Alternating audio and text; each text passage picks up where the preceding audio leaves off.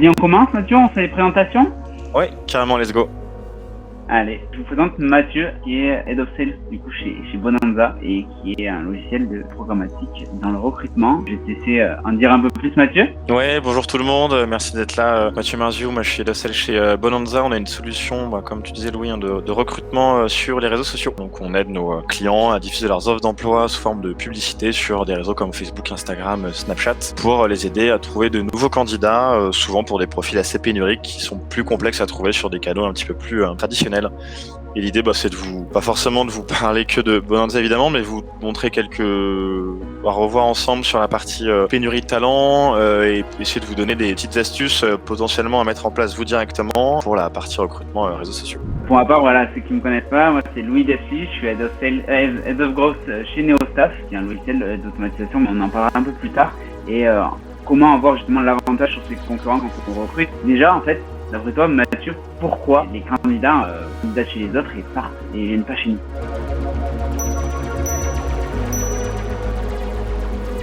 Déjà, pour commencer, on peut aussi se poser un peu la question l'inverse. En fait, c'est pourquoi, tout simplement, déjà, les candidats ne postulent pas chez vous ou ne postulent pas assez. On le sait très bien, le marché est très pénurique. Je n'ai pas forcément envie de enfoncer des portes ouvertes. Mais voilà, en 2022, c'est quoi? Je crois que c'est 170 000 à 300 000 offres d'emploi qui ne seront pas pourvues.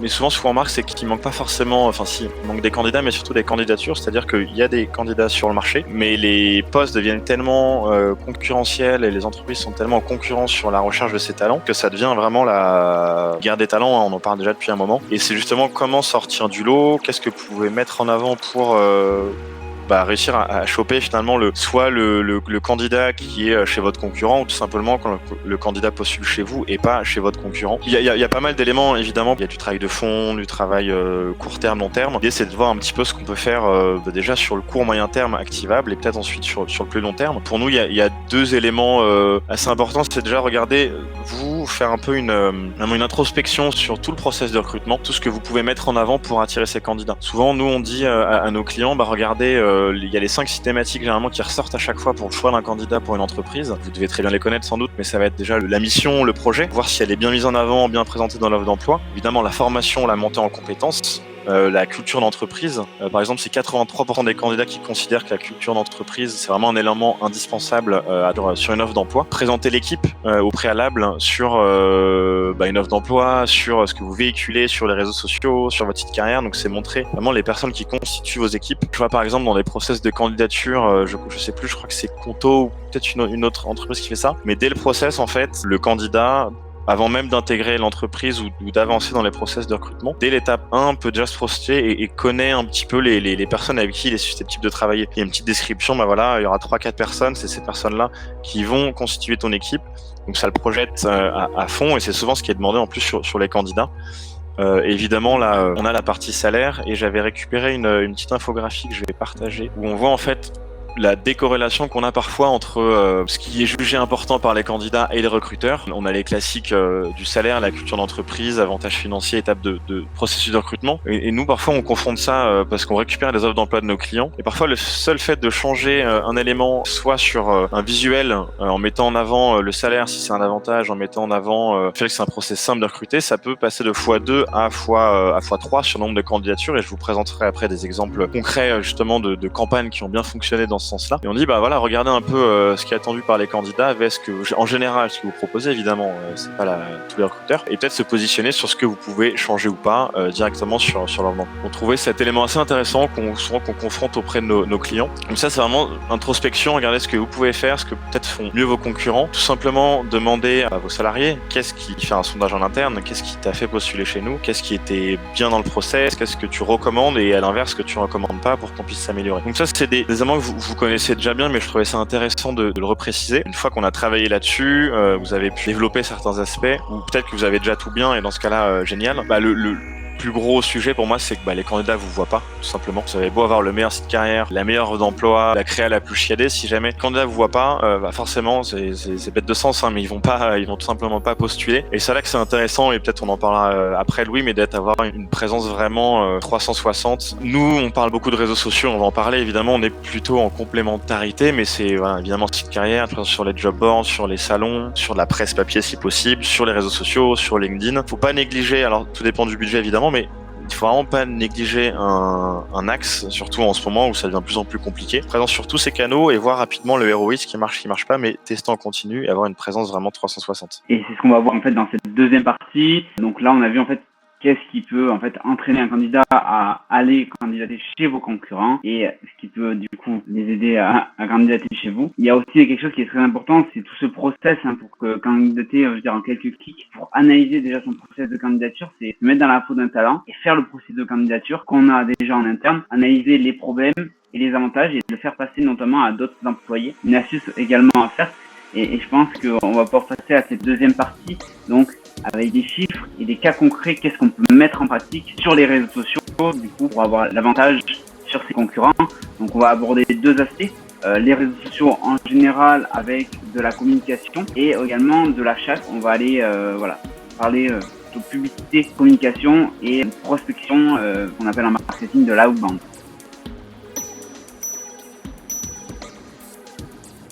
Déjà, je voulais juste refaire un petit rapide focus sur les réseaux sociaux. Voilà, on sait tous que les réseaux sociaux, ça concentre beaucoup de personnes, mais on a souvent des retours comme quoi, mais Facebook c'est en perte de vitesse, Snapchat, il y a pas grand monde qui est dessus.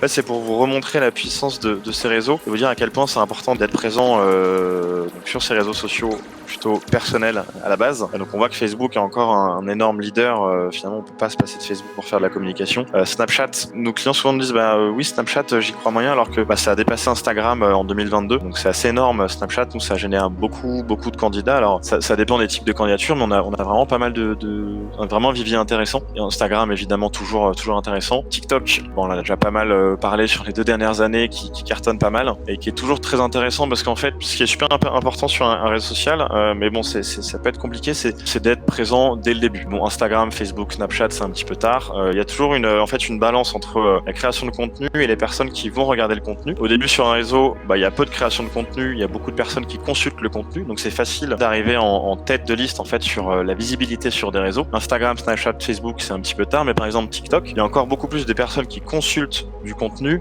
que des personnes qui vont en créer. Et en fait, il y a encore une place à prendre, c'est pas encore trop tard, que ce soit donc, du recrutement, nous on parle plutôt de ça, mais voilà, TikTok ça marche très bien aussi pour plutôt de la partie commerciale, achat, etc., plutôt business. Mais le recrutement, il y a encore beaucoup de place à se faire sur la partie création parce qu'on a moins d'annonceurs et beaucoup plus de personnes qui consultent ces réseaux sociaux. Donc on voit LinkedIn beaucoup plus ciblé, mais forcément un nombre actifs un petit peu plus en dessous par rapport aux autres. Et rapidement, on trouve ça intéressant de décomposer par tranche d'âge, parce que je le précisais au préalable, l'idée c'est de tester énormément de choses, et c'est pareil sur les réseaux sociaux. Si vous voulez recruter, vous voulez mettre en avant votre marque employeur, vos offres, on nous demande souvent quel réseau marche bien pour tel poste. Et nous, notre réponse systématique, c'est en fait, on sait pas. On a besoin de tester au préalable en lançant notre solution. On va tester Facebook, Instagram, Snapchat, Twitter, TikTok. Et en fait, même si on a des petites idées de ce qui va fonctionner ou pas, parfois on a de très belles surprises. L'idée, c'est vraiment de tester tous ces canaux. Alors, ça peut prendre un petit peu de temps, mais c'est super important. Par exemple, on va voir qu'on pensait que TikTok fonctionnait pas, et nous, on a des campagnes en IT, on a des profils avec plus de 5 ans d'expérience qui vont postuler via TikTok. Alors évidemment, c'est pas la majorité, mais on se serait privé finalement de ces profils-là qui viennent de TikTok.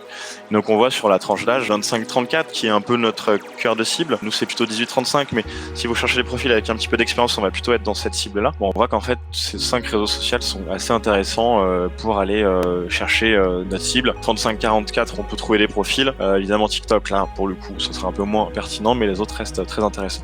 Ça, un parallèle LinkedIn, on a vraiment des a priori en fait sur la chasse sur LinkedIn. Par exemple, là, sur la marque employeur, on va se dire, ok, des grands comptes, par exemple, vont pas réagir à des mèmes.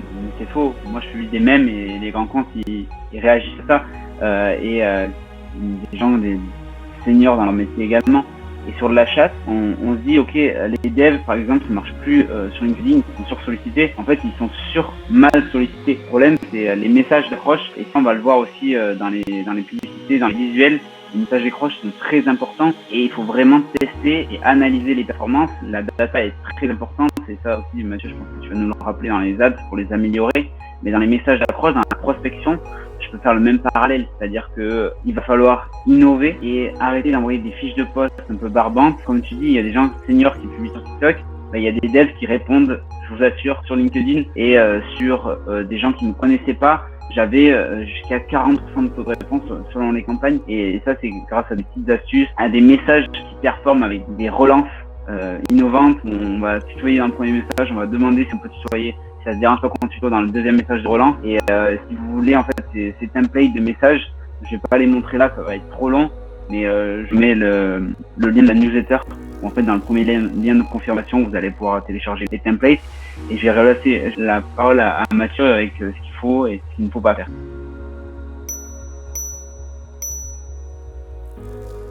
Du coup, ouais, sur donc les do et les don'ts, nous ça fait un moment qu'on lance des campagnes, donc on a eu pas mal de retours et d'expertise là-dessus. On voit un petit peu ce qui fonctionne moins bien.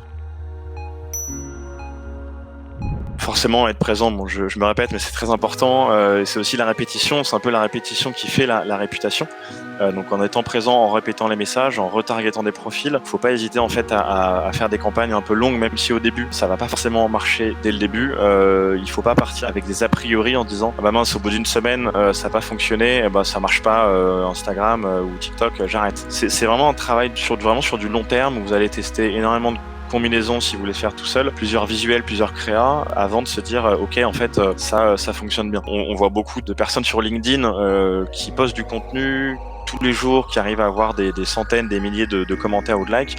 Il y a une analogie à faire là-dessus où en fait ces personnes-là ont testé énormément, un mois, 2 mois, parfois 1 an avant de cartonner sur LinkedIn et d'avoir des vues à plusieurs millions et des likes par centaines ou milliers. Bah ça s'est pas fait d'un coup. C'est vraiment du travail long terme, et c'est un petit peu la même chose sur la partie réseaux sociaux. Ça c'était un petit peu pour l'approche. Nous, ce qu'on conseille aussi, ça paraît bête, mais c'est de s'impliquer à fond, en fait, de diffuser des avant-pas sur les réseaux sociaux. On va toucher des candidats qui sont dans le métro, qui sont sur leur téléphone, qui ont peut-être moins le temps qu'une personne qui fait la démarche d'aller sur un site d'emploi. En fait, il faut aller encore plus vite. Donc évidemment, un tunnel de candidature simple et efficace, mais surtout derrière pour le traitement de la candidature. Nous, on dit à nos clients, on va sur les réseaux sociaux, ok, il faut jouer le jeu, il faut impliquer toute l'équipe, il faut pas traiter les candidats 2 semaines après, parce que la personne va peut-être pas se souvenir de l'entreprise en question. Je veux dire, il y a moins de suivi que sur un job board où la personne peut traquer ce qu'elle a fait avant. Là, c'est plus instantané. C'est pour ça qu'on arrive à drainer pas mal de candidats également, mais il faut jouer le jeu pour les contacter assez rapidement, sinon au bout de 2 semaines, même 1 semaine parfois, ciao, le candidat est déjà passé à autre chose ou il a été recruté autre part. Ce qu'on conseille sur la partie création, si on se focus dessus, c'est de jouer sur les réseaux sociaux pas mal sur l'humour ou des messages un peu moins corpo que ce que vous pouvez faire ou ce qu'on peut faire classiquement sur un LinkedIn, même si Louis t'incitait à faire des mèmes et je te rejoins là-dessus, mais parfois on peut se dire ok bon bah LinkedIn on va être corpo, les réseaux sociaux on peut être un petit peu plus fun. Moi j'encourage cette démarche, et par exemple on a je voulais présenter Carrefour rapidement. On a 2 visuels, on a un à côté où on joue sur la partie c'est pour une campagne de franchisé pour Carrefour, pardon. La boss c'est Anna, on joue sur le côté devient franchisé, devient ton propre patron, donc un peu plus traditionnel, un poil plus corpo, et à côté on a tu veux retrouver la banane. Bon, je vous l'accorde, on n'est pas forcément sur la blague de l'année. Mais l'idée c'est de faire sourire, d'interpeller avec un message un peu différent, et nous dans près 70% des cas, quand on teste corpo vs un peu plus fun à côté, ça va être l'approche un peu plus fun qui va l'emporter.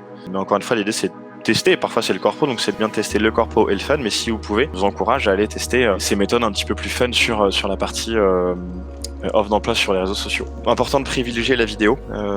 Après ça c'est des compréhensions des algorithmes des réseaux sociaux qui changent en permanence, mais c'est pas obligatoire. On a des campagnes pas forcément avec de la vidéo qui marchent très bien, mais si vous pouvez mettre de la vidéo, c'est mieux. Les algorithmes vont mieux réagir à ça et vous serez davantage mis en avant sur votre offre d'emploi. Après quand je dis vidéo, c'est une vidéo de 10 secondes. On a pas mal d'entreprises qui nous envoient des vidéos de 30 à 1 minute de super vidéos bien faites, etc. Mais ça va être beaucoup trop long. L'important c'est vraiment d'avoir une vidéo assez catchy et courte qui va intriguer le candidat, et après en cliquant dessus vous pouvez dévoiler davantage de choses sur votre offre d'emploi ou sur votre marque employeur si besoin. Et peut-être une chose ou deux en plus, on remarque que ça marche pas mal aussi de faire vous commencez par une campagne plutôt marque employeur pour mettre en avant vos valeurs, vos messages, ce que vous faites de bien, sans avoir comme objectif de la candidature. C'est pour ça que parfois ça peut être un travail long terme, pendant 1 mois, 2 mois, 3 mois, ça dépend de ce que vous mettez en place, plutôt campagne marque employeur. Et dès que vous avez fini cette campagne marque employeur, vous pouvez démarrer directement sur une campagne vraiment à objectif candidature. Recrutement pur avec des call to action, des invitations à postuler directement. Et ça, on voit que ça fonctionne assez bien.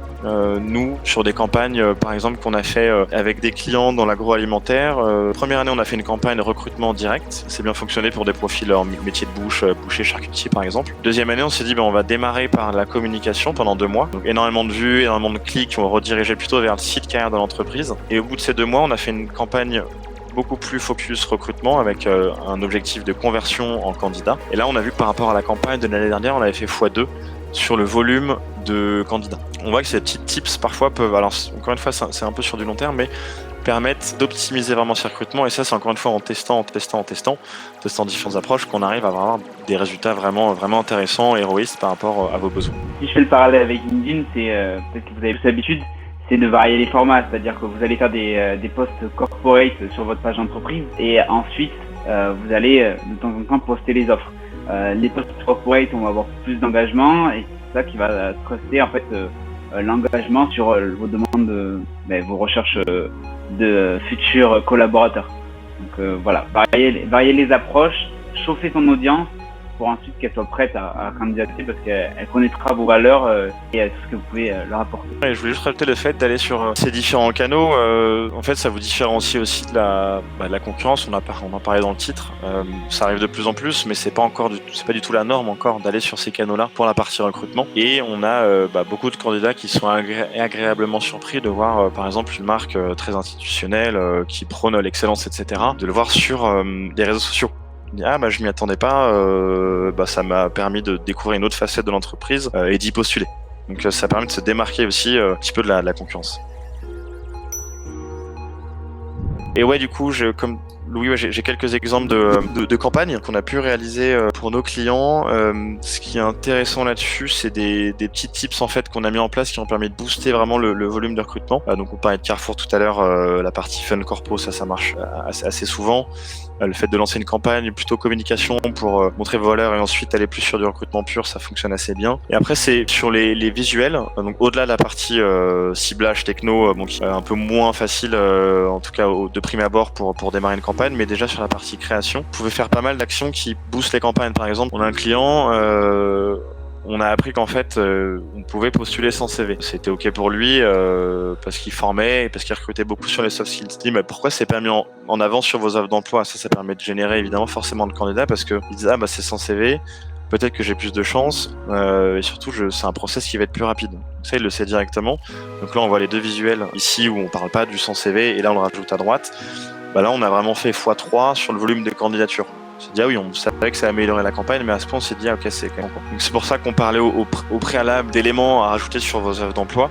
C'est typiquement, ça peut être ça peut être le salaire. On a des campagnes où les clients ont un salaire intéressant pour le poste en question, un petit peu au-dessus du marché. Là, go, direct, il faut le mettre, il faut pas le mettre ou le cacher sur l'offre d'emploi. Donc ça, c'est super intéressant. On a par exemple avec la caisse d'épargne, on a changé le nom de poste en cours de campagne. Alors c'est pas forcément si ces visuels-là.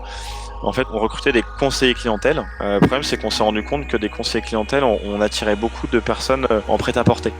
Parce que conseiller clientèle, on imaginait le poste en magasin, etc. Alors c'était pas forcément la cible côté caisse d'épargne, c'était plutôt des profils qui avaient d'expérience commerciale. Et là, tout simplement, on a testé, on s'est dit OK, qu'est-ce qu'on peut changer? On va changer le nom de l'offre. Donc encore une fois, c'est en testant, et là on s'est rendu compte qu'en passant de conseiller clientèle à conseiller commercial, on avait vraiment beaucoup de candidats qui étaient davantage dans la cible. Donc assez intéressant là-dessus.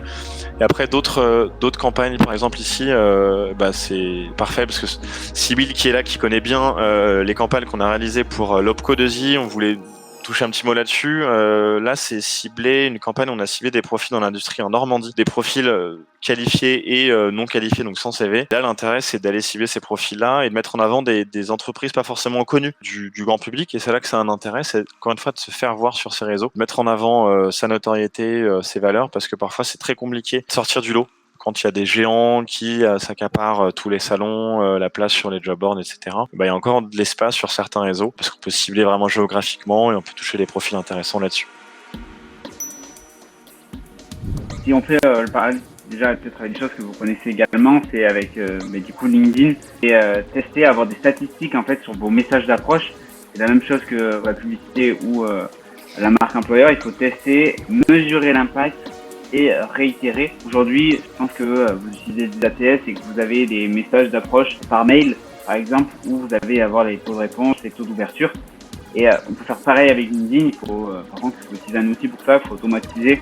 Si vous êtes là, vous devez connaître nos staff aussi. Donc, permet d'envoyer, automatiser les messages d'approche. Je vous ai donné le lien avec plus de 30 templates pour les avoir. Et donc, si on les automatise, en fait, on les personnalise par rapport à son audience. Et après, on mesure l'impact. On va voir le taux d'ouverture et le taux de réponse. Et ça permet d'avoir ces statistiques pour les améliorer. Et on peut faire également de l'A/B testing. Avec Mathieu également et Bonanza, c'est possible de le faire. C'est-à-dire qu'on va faire sur un même échantillon de personnes, donc un même groupe de personnes qui répondent aux mêmes critères.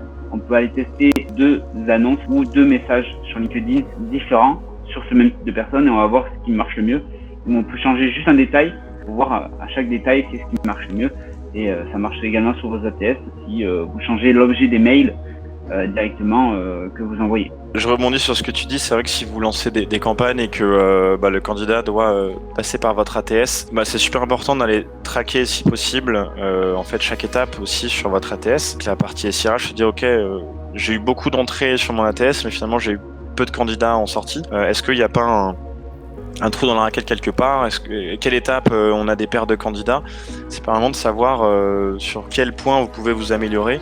Nous, c'est ce qu'on fait par exemple sur nos tunnels de candidature. On va poser quelques questions, peut-être 3 ou 4, 5, parfois un peu plus. En fait, on arrive à voir sur chaque question là où il y a de l'abandon. Donc on se dit ok, cette question-là, on perd 50% de gens dessus, on va peut-être l'enlever pour tester, avoir plus de volume. Ok, en fait, mais du coup les candidats qui viennent sont pas dans la cible. On essaie de trouver une autre question. Du coup, ce parallèle-là marche avec votre site carrière. Vous pouvez vraiment analyser en détail par détail pour savoir ce qui fonctionne. Parce que c'est bien beau de vouloir être présent sur les réseaux. On va toucher plein de monde, c'est des belles vanity metrics. Ok, j'ai touché 1 million de personnes, mais c'est mieux s'il y a de la candidature derrière. C'est pour ça que c'est super important de pas forcément. C'est le but, c'est uniquement de la marque employeur, le recrutement derrière, de pas juste communiquer pour communiquer et de voir tous ces stats-là. C'est pour ça qu'il y a une vraie démarche au préalable de être sûr que, ok, est-ce que je peux bien voir le ROI de ma campagne et le nombre de candidats que ça m'a généré.